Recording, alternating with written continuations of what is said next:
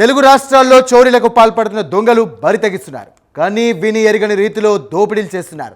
తాజాగా నిజామాబాద్లో 2 ప్రాంతాల్లో చొరబడిన దొంగలు ఏటీఎంలను టార్గెట్ చేశారు. ముసుగులు ధరించి వచ్చిన దొంగలు ఏటీఎంలను గ్యాస్ కట్టర్తో తెరిచి మరీ నగదు లూటీ చేశారు.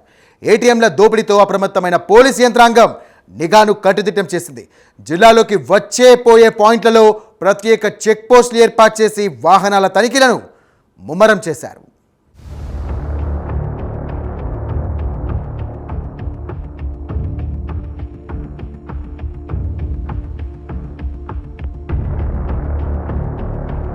నిజామాబాద్ నగరంలో ఏటీఎం దొంగలు హల్చల్ చేశారు. ఆర్యనగర్, సాయినగర్ ఏటీఎంలలో భారీ చోరీకి పాల్పడ్డారు.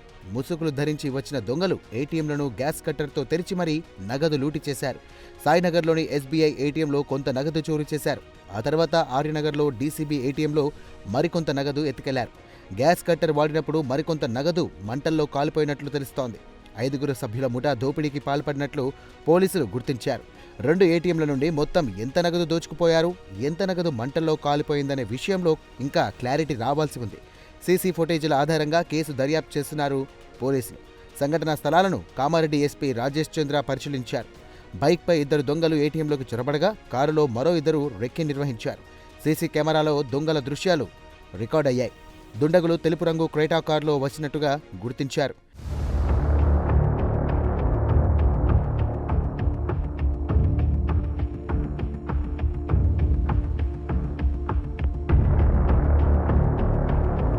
దోపిడీ జరిగిన ఏటీఎం లోపలి పరిసర ప్రాంతాల్లోని సీసీ ఫుటేజ్లను సేకరించి విశ్లేషించాలని ఇన్ఛార్జ్ సిపి ఆదేశించారు. అలాగే క్లూస్ టీం, సాంకేతిక నిపుణులు, స్థానిక పోలీసు బృందాలతో దర్యాప్తు చేస్తున్నారు.